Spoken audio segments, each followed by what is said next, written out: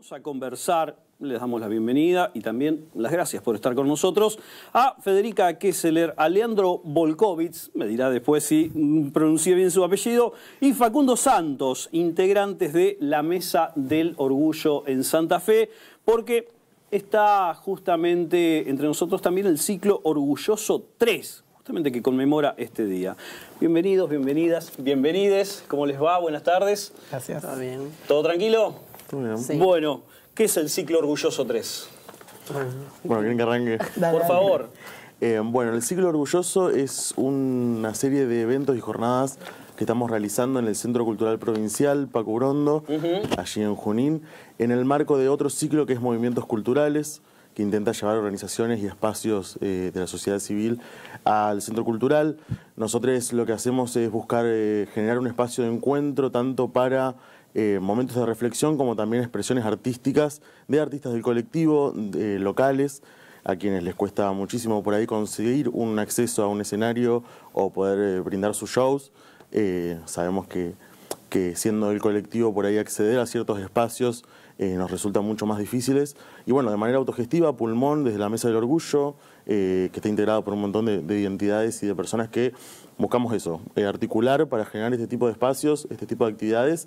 Y bueno, se va a estar llevando a cabo, iba a ser hoy, pero bueno, por el paro de colectivos decidimos pasarlo al domingo, 22 de mayo, de 18 a 23 horas. Vamos a tener un panel antidiscriminatorio con personalidades de diversos sectores que han llevado una lucha antidiscriminatoria en relación a la violencia sufrida por formar parte del colectivo LGBT+.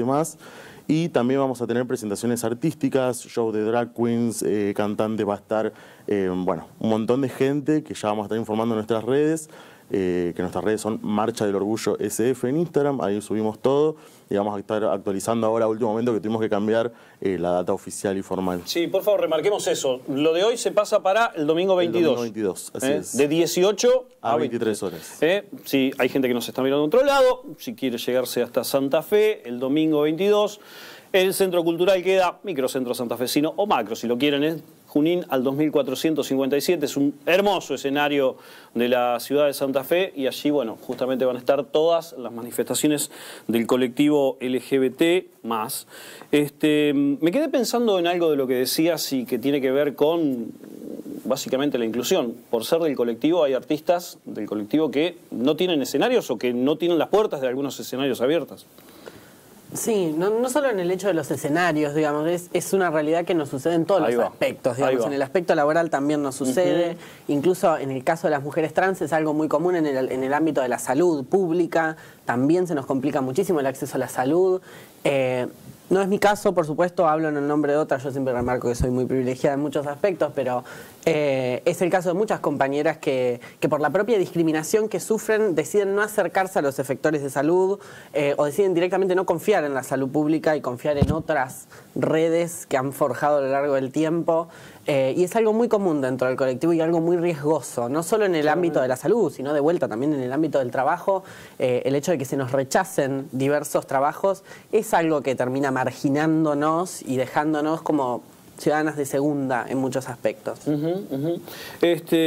La discriminación, como vos bien lo decías, está en todos los aspectos laborales, de salud, artísticos. Pero a mí particularmente me llama la atención que con tanta militancia que vienen llevando adelante, con representaciones que tienen, no solo en Santa Fe, en los grandes pueblos urbanos del país, ocurre en Córdoba, en Rosario, en Buenos Aires, en Mendoza, que cada vez está más visible la lucha, pero es como que los resultados no acompañan esa visibilización. No sé si estoy en una conclusión correcta. Yo creo que lo que pasó fue que alrededor del año 2010-2012, se aprobaron dos leyes que fueron muy importantes para nuestro colectivo, como son la Ley de Matrimonio Igualitario y la Ley de Identidad de Género. De la cual hace poco tiempo conmemoramos también un aniversario. Exactamente, 10 años. Y lo que pasa es que hay como una percepción de triunfo muy grande, porque efectivamente fue un triunfo de nuestro colectivo y también del Estado que empezó a acompañar y a reconocernos como sujetos de derecho, pero lo que sí ocurrió es que el cambio cultural no fue al mismo ritmo que el cambio legal y el cambio político. Entonces lo que vemos es que la gente que antes fue criada y fue consumiendo toda una serie de discursos que estigmatizan y discriminan a nuestro colectivo, siguieron pensando a veces lo mismo. Ese discurso se sigue manteniendo. Claro. En algunos casos sigue intacto. Mucha gente que cambió, pero mucha gente que siguió igual y capaz con mucho tiempo más adelante empezó a entender, empezó a verlo en su vida, empezó a conocer a alguien de su familia que pertenece al colectivo LGBT, y creo que los cambios se están dando, pero no tan rápido como fue el cambio del sistema político, y por eso de alguna manera continúa todavía esa discriminación. Santa Fe específicamente, ¿qué tiene de esa velocidad que vos planteás, Leandro? Velocidad planteada en términos de lo cultural va de la mano con lo legal, o no tan rápido, pero en Santa Fe, ¿qué pasa específicamente? Yo creo que Santa Fe tiene una tradición de políticas de diversidad sexual y políticas LGBT. Sobre todo pienso en Rosario, en los años 90, donde tuvo un área de diversidad sexual antes que casi todos los lugares del resto del país. Entonces tiene una tradición muy importante de políticas LGBT. Y Santa Fe en los últimos años también, digamos, el hecho de que, como decías vos, los grandes centros urbanos o las ciudades grandes, de alguna manera el cambio cultural se dio de forma más fácil, más fluida. También tiene mucho que ver los medios de comunicación. Hoy en día me parece que los contenidos que se consumen están cada vez más visibilizando nuestras identidades, nuestras demandas o nuestros mismos cuerpos, digamos. Recién Federica hablaba de la situación de las mujeres trans. Y el hecho de tener, por ejemplo, tantas figuras que estén representando la imagen de una mujer trans en la tele, no es algo que se vea en todos los países del mundo, que en un programa diurno, y yo pienso en las grandes figuras como Flor de la B, etcétera, etcétera, o Lizzie Tagliani, no es muy frecuente que haya grandes figuras que pertenezcan al colectivo trans. Pero bueno, también a veces esa gran visibilidad que la celebramos y la reconocemos, por ahí no termina representando la realidad del resto del colectivo. Sí, y de vuelta es un cambio reciente, o sea, recién se está hablando de 10 años, pero bueno, una sociedad no cambia en 10 años. No, o sea, hay muchas cosas que no han cambiado en 10 años, y por más de que sí se ha ampliado la representación, esta ampliación de la representación es muy cercana en el tiempo. O sea, si empezamos a averiguar, a sacar fecha, la representación de mujeres trans en el mundo, por ejemplo, de los medios de comunicación, como decía Leandro, es muy reciente. Serán 3 años, 4. No, por ejemplo, en los lugares políticos, Congreso de la Nación, legislatura, bueno, digamos, no hay representación. Son espacios que nos quedan por conquistar, claramente, y que también muchas veces se nos ha cerrado la puerta en el ámbito de la política o la representación en los cuerpos colegiados, como es el caso de, por ejemplo, el Congreso de la Nación. Pienso en hace poco la lucha que tuvieron las mujeres con la paridad, me imagino que también la lucha de...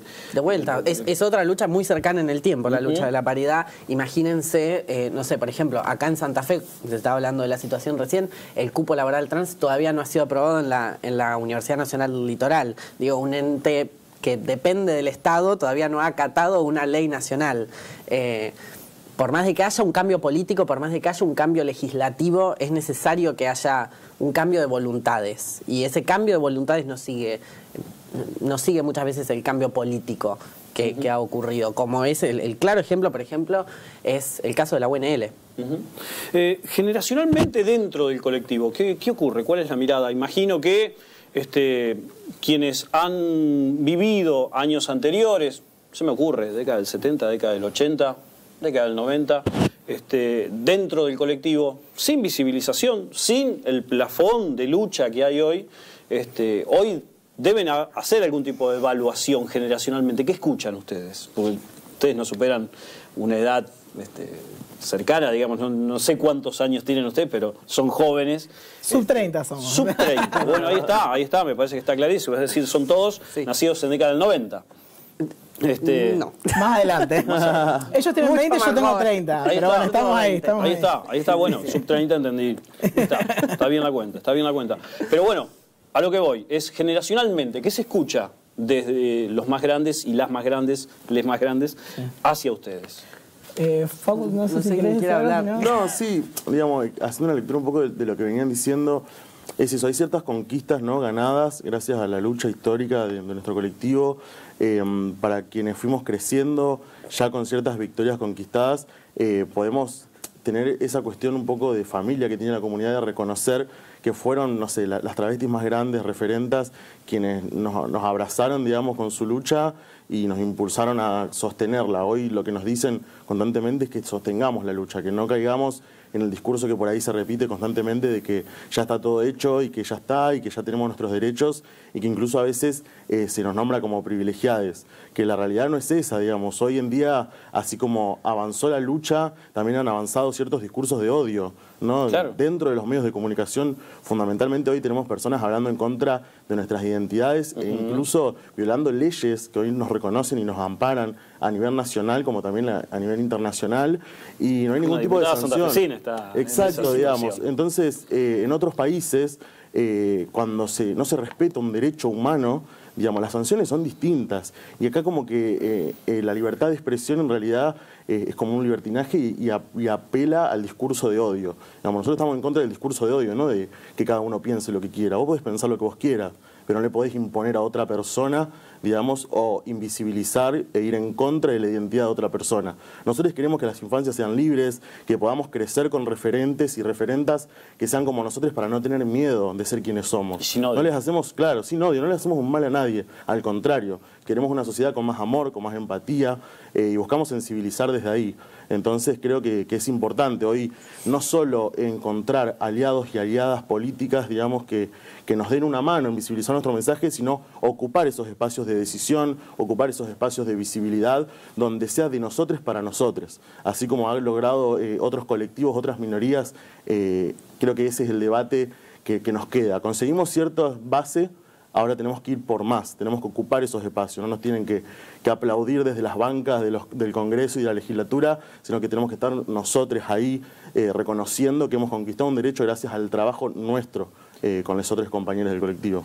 Sí, yo pensaba en esto de que cierta diputada santafesina salió con mucha soltura a hablar en contra de los derechos humanos básicos para la población trans. Probablemente no le hubiera sido tan fácil si hubiera tenido en la banca de al lado o en la banca de enfrente a una persona trans o a una persona LGBT en general visible, porque también decimos eso, digamos, no sabemos la identidad de género íntima o la orientación sexual de cada persona, pero sí sabemos que se visibiliza. Y lo cierto es que no hay muchos casos de personas LGBT ocupando lugares de decisión. Así que yo creo que no hubiera sido tan fácil decir ciertas cosas si hubiera tenido que bancarse cara a cara el después de eso. Entonces hay una impunidad que parte justamente de ver al otro como un otro, como un ajeno, como un lejano, como un paria, como alguien que no tiene derechos o alguien con quien yo tengo que confrontar. Y un grado de desconocimiento altísimo también. Más que desconocimiento, para mí hay mala intención, porque nadie puede decir a esta altura del partido que no conoce las situaciones de vulnerabilidad que sufre el colectivo LGBT, en particular el colectivo trans. Entonces no hay un desconocimiento, hay una ignorancia consciente y estratégica, porque están disputando votos, votos de gente que se siente impune para, como decía yo, hablar de los derechos, en contra de los derechos humanos básicos. Entonces eso, me parece que no hay ignorancia, hay intención, y bueno, y tenemos que combatir eso con, como decíamos, con más presencia, con más representación y con más lucha.